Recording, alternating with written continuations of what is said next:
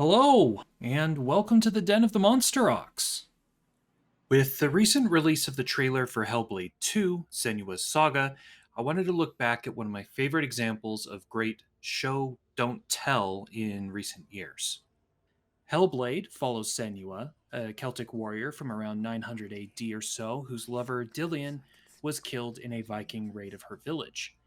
She believes that his soul has been taken by the Norse gods and sets out with his severed head, the seed of his soul, to try to bring him back to life.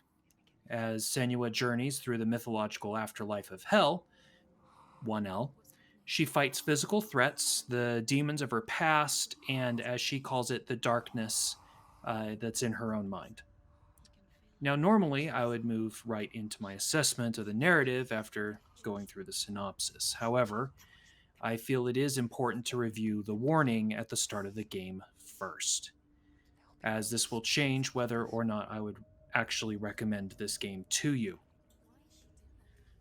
Warning: this game contains representations of psychosis. People with experience of psychosis, as well as professionals in psychiatry, have assisted in these depictions. Some may find these depictions disturbing, including those who themselves may have had similar experiences. If you would like to find out more about psychosis and mental health difficulties, visit www.hellbladehelp.info. This game also includes violent scenes that some may find distressing. Two things I would like to note here. First is that the violence warning almost seems like it was kind of tacked on as an afterthought. Second is the wording. The violence is distressing, but the representations of psychosis are disturbing. So, what is psychosis? According to the National Institute of Mental Health's website, the word psychosis is used to describe conditions that affect the mind, where there has been some loss of contact with reality. During a period of psychosis, a person's thoughts and perceptions are disturbed, and the individual may have difficulty understanding what is real and what is not. Symptoms of psychosis include delusions and hallucinations, seeing or hearing things that others do not see or hear.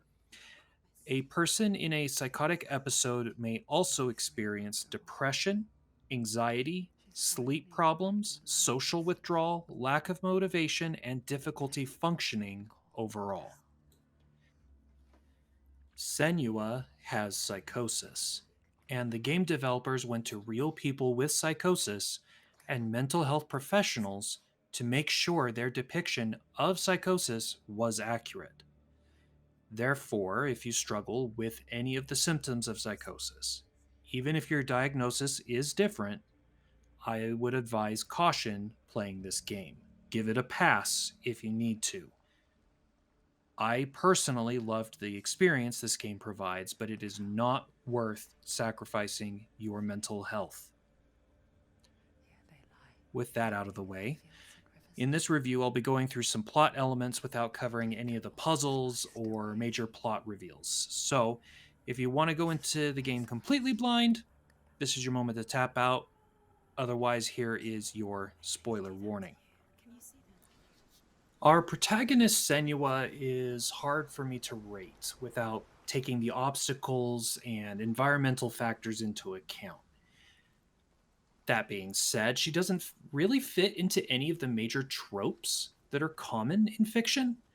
Her story isn't a hero's journey, it's not a revenge story, but it's actually somewhere in between. And for that, I have to give it some points.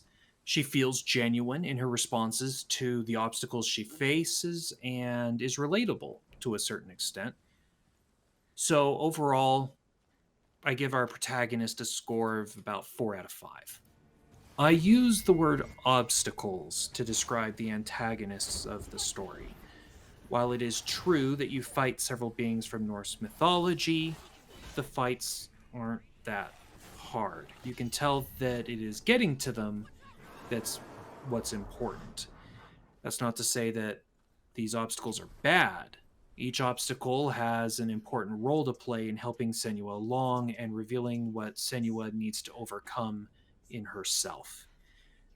We will revisit the obstacles as being metaphors in a moment here, but each obstacle tested Senua's mettle and eventually shows Hela, the goddess of death, Senua's warrior spirit and how dedicated she is to her goals. So, for the role that they do play, I give the obstacles and therefore antagonists a score of about 4 out of 5. Now, I know that I breezed through our protagonist and our obstacles, but that's really because it's these next two sections that are really where we see how good our protagonist and our obstacles really are. So let's move into the story's environmental storytelling. Despite the player's point of view being in the third person, within minutes of starting the game, the player no longer feels like they are in the third person. Since visual and auditory hallucinations are part of psychosis, you experience these things along with Senua. You hear the constant voices that Senua hears, and you see the distortions in her reality that Senua sees. Both of these elements will have a certain level of ebb and flow, but they are always there. Sometimes subtle enough that you almost forget that they are there, but other times so blatantly obvious that you cannot ignore them. This creates a great sense of tension as you make a choice like jumping down from a ledge and the voices start to mess with you. Just drop down. What's down there? Where have you? Why did she do that? She shouldn't have done it. She can't go back now. No, this is it. The hidden path. These elements persist through the whole game, but each area has its own feel as well. My favorite example being as you approach Surt, the fire giant. As you get closer to where he resides, the world around you grows more charred and the colors change to appear more fiery red and smoky gray. All of this combined created an experience that I feel is uniquely interesting and kept me invested to see, is Senua's condition going to get worse as the game goes on? The developer's use of environmental storytelling easily gets a 5 out of 5 score. And last but not least, we get to character development and story progression. While the environmental storytelling is extremely well done, this is where I feel that the game truly shines. While the story is fairly linear, I never once felt like my hand was being held to get through a puzzle, or that there was a giant red arrow pointing to where I needed to go next.